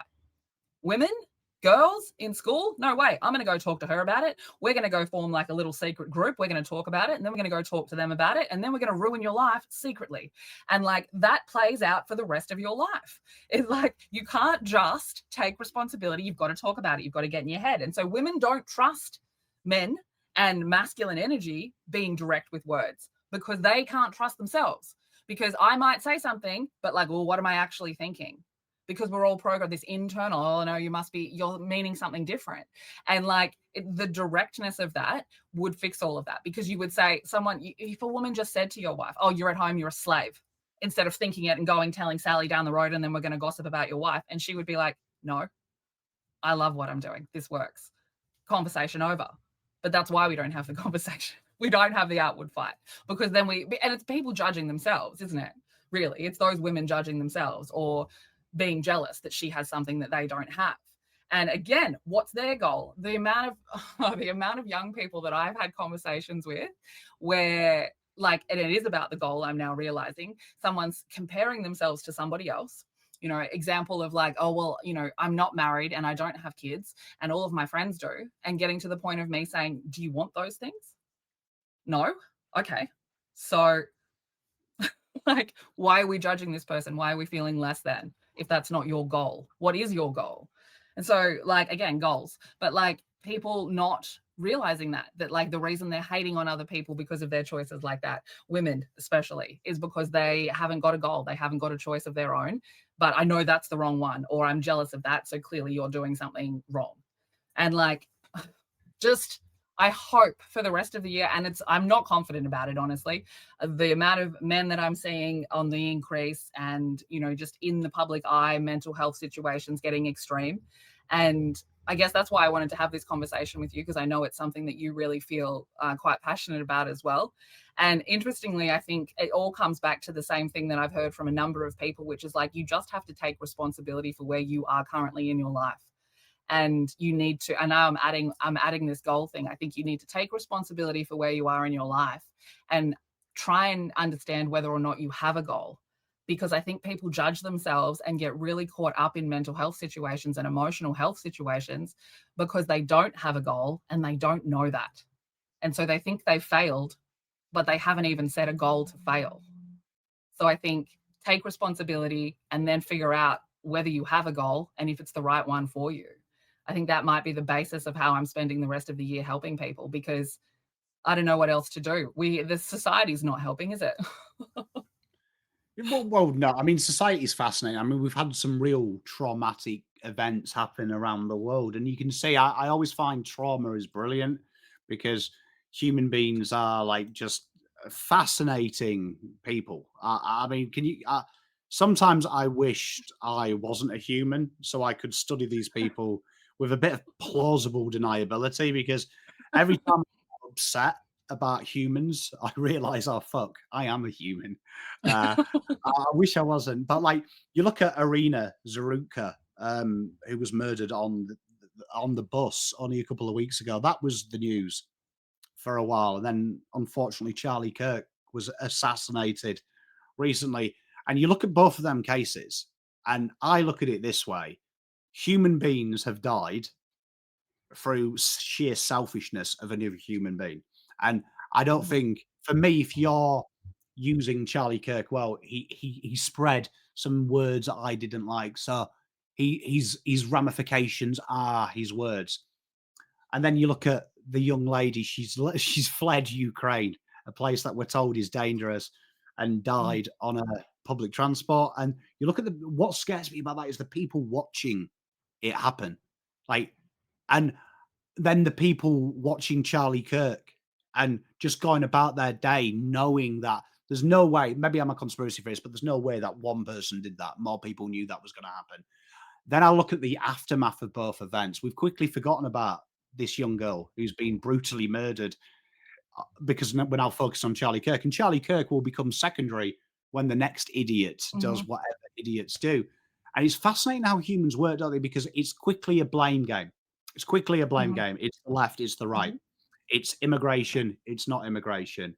It's the black majority of mhm. America or it's the black minority. No one ever just looks. Maybe it's human brains are completely cooked. Like absolutely cooked. Maybe it's not race, maybe it's not Yeah. ethnicity, maybe it's not your nationality. Maybe it's because human beings have been raised into a world to believe I should be heard.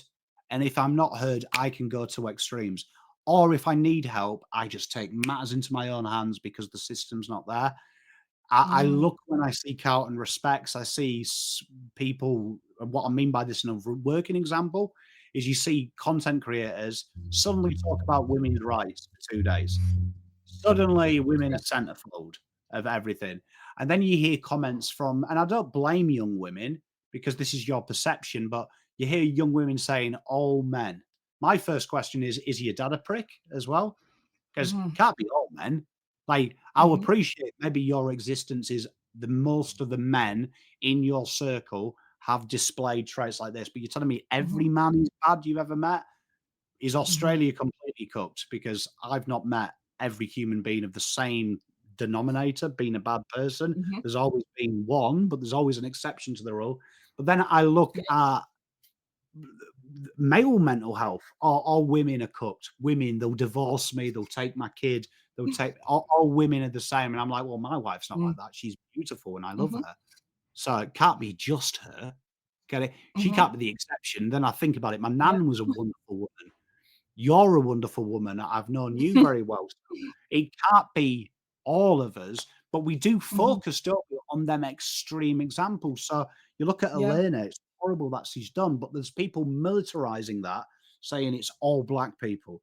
There's people Mhm, saying with Charlie Kirk dying that anyone who shares a conservative way of life shouldn't exist and shouldn't speak mhm. about it, give people voice. And whether you agree with Charlie Kirk or not, he's very much needed in society because some young men do believe in that conservative lifestyle and they deserve a voice. Just as, even though I hate Abby Chatfield, there may be some women out there that do think men are here to totally drag them down. So, ergo, they need a voice. They do need a voice. Mhm, It's important that we sometimes take a step back and realize Abby Chatfield's a complete idiot.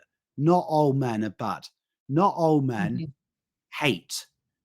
mhm. Also, I'm intelligent enough to know not every woman is Abby Chatfield who thinks all men are Mhm. bad. Also, not every man I'll meet is Charlie Kirk who believes Yeah. abortion should be illegal. There's some out there, believe it or not, don't care. And then there's even some that will fight for your right to have an abortion. So we Mm. always pigeonhole people, don't we, Anali? That is what's horrible about society. Mm. We pigeonhole. I remember reading a story the other day about two gay men adopting and sexually abusing a young boy. And then all the articles from that were, should only heterosexual people be allowed to adopt? Mm. And I'm like, you're taking one example, one Yeah. case. Because if we're going to play that game, I'm sure sexual abuse happens more in heterosexual couples than it does homosexual per capita. Yeah. I reckon there's a lot. So are we just going to say adopting kids should be killed then? Is that the next logical step? If you don't have a mum and dad who Mm. like, we just kill you because we can't trust anyone to look after you. Like, we can't. So human beings now are at that extremist. And the problem is, Analia, Hitler happened because no one was the voice for the Germans after the Treaty of Mm. Versailles. We're going to have something horrible happen. And I fear for my kids. We've got the right getting further right. The left is going further left. No one's going, you know what, maybe we should be in the middle. Maybe some of the things Donald Trump says is right. And I'd love a Democrat to go, yeah, I like what he's saying. He's right. But in counter, I'd like us to do this. And we come back to the middle where we need to be. You are so right. History will show us we go too far left, something major happens, we go back, we go too far right. No one's ever gone, you know what, maybe we should just stay in the middle. Like, this is safe. Yeah. And that's what worries me. Yeah. I think as soon as I said to my wife, when I saw them horrible images of that young lady losing her life, and it brought a tear to my eye because I couldn't believe people watched it. But then I understood we don't want to get involved in something that's not our fight unless it's the internet, unless it's words. Then we'll get involved. And That's right. that's the problem. Action has been replaced with words. And the problem is if you're not intelligent, which most people aren't, words is quickly replaced with violence. And I fear where we will be in 10 years, because I think the Charlie Kirk thing, God rest his soul, is the first step into now us going from where we're trying to be progressive and loving, that you're going to bring a lot of hate to reset it, where it could be as simple as, okay, maybe we've gone too far down this softly approach. Maybe we need to have some responsibility. Now it's going to go bang the other way. And that's what worries me. And it makes me sad for my young boys at home, because they're going to be at the forefront of this. Yes, I feel the same way. Mine are 10 and 6, so I feel the same way. You know, we've just entered, like, sometimes I think I wish I didn't know so much about astrology, because when I know things like, you know, we've just entered this phase of time where the last time we had this energy, we had all of the revolutions. You know, we had the Haitian Revolution, the American Revolution, the French Revolution, and we have that energy again now for the first time since then. And one of them is an 8-year cycle that is basically chaos, and with the purpose of bringing extreme evolution and change to people. And so, like, we are at the beginning of that. That only just happened. We are at the very beginning of that. We've got a little review happening right now, but then we go forward again in chaos at the beginning of next year. And I do think you're right, unfortunately. I think we will have a number of massive, over-the-top, over-balanced events happen before we can reach a point where the collective can stay in the middle. And I do think that that's years away. And I think that's why it's important right now for people to have conversations like what we're having. And I think it's good, even if, you know, 5 people are like, oh, okay, good, people out there think like me, then that's 5 people who know that it's better to be in the middle. And I think that we are sort of moving into this space of needing to teach both the feminine and the masculine way of doing things. I think the labels restrict that. I think we need to move past this label idea, because I think that's very restrictive. But we are entering into a time where we are going to be forced to see chaos upon chaos upon chaos. And we are going to need each other, you know, and I think of this overbalance that's currently happening with AI. And it's terrifying, some of the things that you can do with AI. But it is putting this little ripple out of people searching for realness. And I have a little bit of hope there, that the more over the top we go with AI, the more people will want to go back to meeting people in public, having real conversations, that you can believe the person standing in front of you is a real person. And so I can see hope in ways like that, but I absolutely know, as the human race, as history has dictated, we are going to have some massive huge moments that will go down in history as chaos that changed the world. And that's why I think it's important that we all learn this, take responsibility for your own life, stay in your own court, figure out your own shit. Empathy for the rest of the world only comes with being able to accept your own mistakes and have empathy for yourself. And I don't think that's being taught enough with where we currently are. The blame game is too loud, the label game is too loud, and there's less time for people to be with themselves and understand that all of their hate, all of their fear comes from things they don't, love about themselves. And that's what I hope we focus on. I hope that even in the chaos, we can all start learning these things about ourselves. The reason that you're scared of a different race or the reason that you're scared of a different gender is because it's something that you fear, that you have no knowledge about, or it's something about yourself that you are judgmental towards.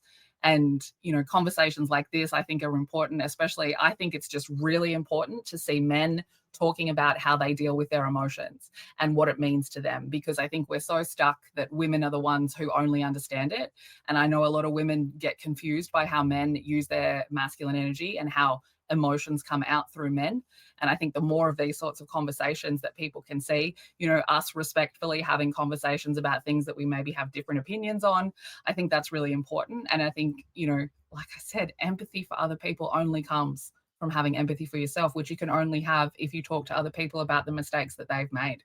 So I hope in the chaos, enough people can still find their own comfort, their own empathy for themselves, and allow themselves to see everybody else. Like, we're all the same because we're all different. So there is always something to learn from somebody else. I always describe the world and humans as a puzzle. You can't get a puzzle, 100-piece puzzle, and have all of those pieces be the same shape. You're never going to get the fucking puzzle done, right? Everyone is their own shape, but we all make this one puzzle. And it always confuses me when people don't want to learn from other people, even people you hate, because everyone is different. They've all had different experiences, and that puzzle doesn't come together if we're all the same fucking shape. So I hope that that's where we are collectively moving, but it will be a slow fucking chaotic journey. Yeah, and I think I hate to use the phrase because it's so forbidden now, but and I use this probably with a lack of empathy for 2025, but I think the silence of normal people is the problem, like genuinely, because Yeah. I think the large majority don't care enough. Like Mm-hmm. personally, me, when we talk about social issues, I don't give a shit enough. When people say, "Pom, during COVID, you never put your vaccine status up," God didn't care. Pom, you don't have your pronouns on your social. God, I don't care. Do you know what I mean? I have a noun, my name. Mm-hmm. Use that one. Yeah. I don't care enough because my only care factor is in these four walls, Mm-hmm. genuinely, and outside of that, it's only things I willingly take on. Like Mm-hmm. the responsibility, my forced love is in this house. That's my Mm-hmm. obligation. Outside of that, I take it on because I want to, which is a Mm-hmm. thing. And I think to stop catastrophic events happening, the normal people need to start rising up, need to start speaking.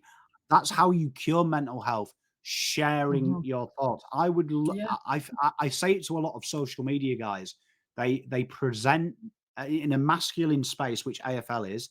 I know it's rising. I look at my data, 15% now of my viewers are women, which is Mm-hmm. awesome. And it's Mm-hmm. great that they've got safe space because my dream was to have a unisex space. We talk about football and we have fun. And I don't care if you're Yeah.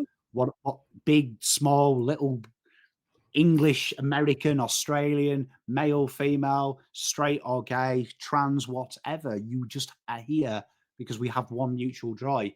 People need to start Mm-hmm. speaking out, and that will help men's mental health. People are too focused on the perception of how you look. Some of Mm-hmm. the most powerful things I've had with human beings is when they learn I was a heroin addict, and then they're suddenly Mm-hmm. like, "Well, hang about, you've got a kids, you've got a wife, you're happy." And I'm like, "Yeah, yeah, that's a product of that." Mm-hmm. Because there was one point in time I wouldn't have listened to me as well because I didn't like me as well. Mm-hmm. I didn't. And I had to go through hating myself to finding some love in myself. Mm-hmm. But if you don't share that story, some young kids might be out there watching, going, "Oh, well, Dan's perfect. He's got a happy Mm-hmm. life. He doesn't know struggle." And it's Mm-hmm. important we tell struggle and we don't downplay struggle. I saw a comment a couple of weeks ago about Elijah Hollins. And I actually sent it to my little brother, and my little brother is very different to me, and we're not incredibly close. And our relationship has strayed a lot in the years, but we are very similar in the fact we're both black and white in the terms of how we speak. And there was this man who said, Elijah Holland's, and he was speculating he had an addiction issue. And he was like, Elijah's soft. He can't be possibly going through something.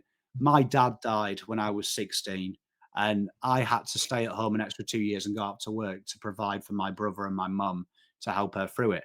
And I sent him a screenshot to my little brother, and my little brother's response is the most amazing thing. He was like, fucking light work. And I was like, spot on. For kids like us, we wished our dad had died through natural causes at 18. He was a Mm, horrible human being that made us mm, go to adoption centers. Like, we were institutionalized. So mm, when you compare trauma, trust me, mm, what you think is trauma, there's someone out there whose trauma scale mm, is way higher. And the difference between me and my brother, I've learned my trauma might be bigger than someone else's trauma on my scale, but I can tell you, having kids, one of my kids had his tooth removed, and he will tell you that that's the worst thing he's ever experienced, that toothache. yeah. That's worse than childbirth. That's worse than a heart attack. That's worse than being Mhm, shot. In his mind, his tiny little mind, his mhm, trauma scale was the fact I made him go to bed at 3 in the morning with paracetamol because the earliest I could get him into a dentist was 9 in the morning. And he'll tell you that 6 hour period was catastrophic. And hopefully, mm. in 50 years' time, if he tells me that's the worst thing that's ever happened to him, I'm going to be so happy. But that is Yeah. where we're going wrong. People share trauma, but Mm, then they compare trauma. You can never compare mhm, your trauma. So people watching at mhm, home, whether you were sexually abused as a kid, whether you were physically abused, or the worst thing that happened was daddy got you a blue bike, you wanted a pink. They're not mhm, comparable traumas because mhm, individually, your worst thing you've ever experienced is your worst thing. And it mhm, should never be compared, but we can understand it. Like, we can understand because we've mm. all had trauma. We've all, Yeah. this is why I hate society, because it's like, you've never experienced being Mm, catcalled at work, Pom. And I'm like, yeah, of course I haven't. I'm a man, right?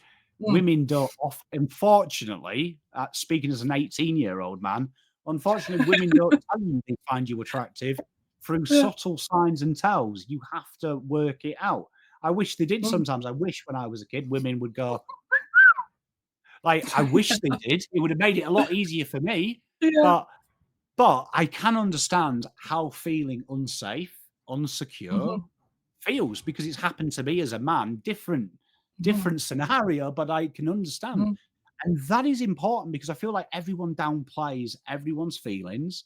You couldn't mhm, possibly understand what it's like to be a gay man in 2025. You're right, I don't. I'm a heterosexual male, but I do know what it mm. feels like to feel out of place, to feel Yeah.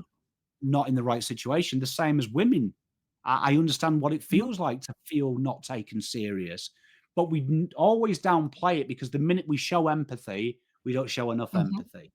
And mhm, that's why I implore people watching at home, if you are just normal, and that might be a negative word now, but if you are just normal, you don't care enough, start speaking out on how you feel, because that, I think you'll find 90% of the world's population don't care enough for us to change the whole mhm, fabric of society.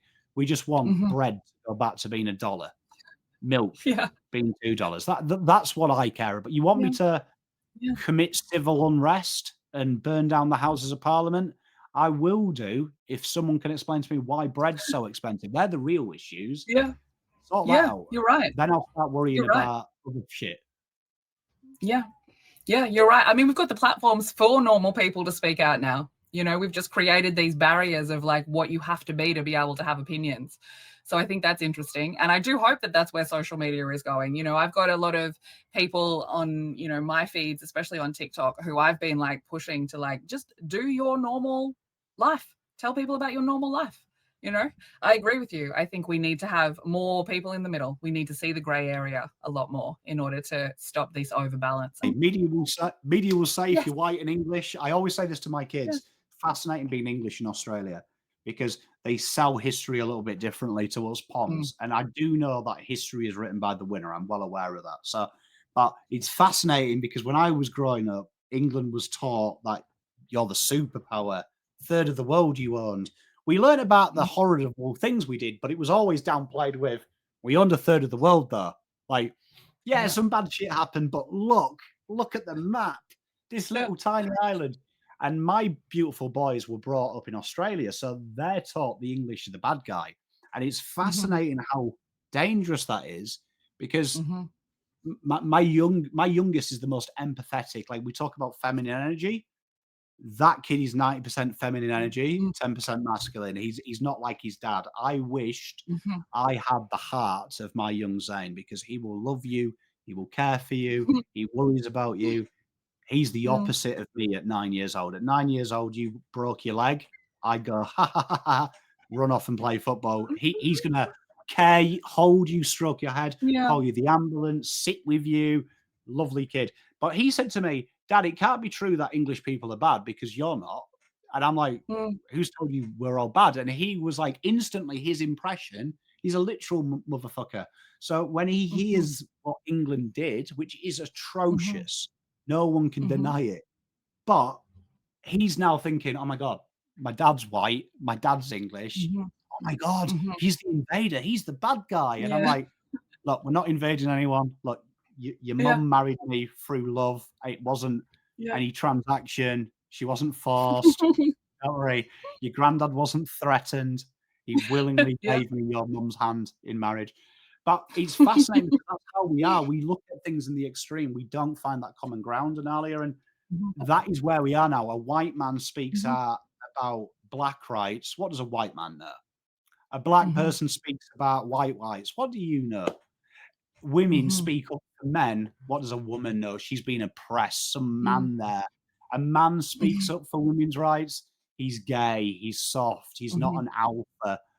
It's Mhm. fascinating that human beings are so stupid. We can't just sometimes go, maybe he's got an opinion, maybe she's got an opinion, Yeah. maybe we could learn if we listened Yeah. and Yeah.